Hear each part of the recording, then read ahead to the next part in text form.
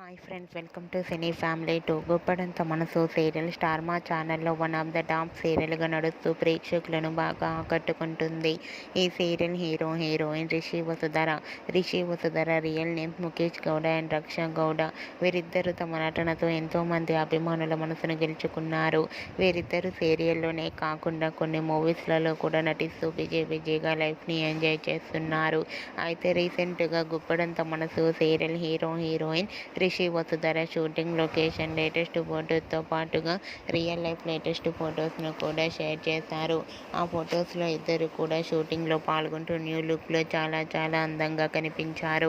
ఆ ఫొటోస్ చూసిన వారంతా బ్యూటిఫుల్ అండ్ లవ్లీ కపుల్ అంటూ కామెంట్స్ పెడుతున్నారు.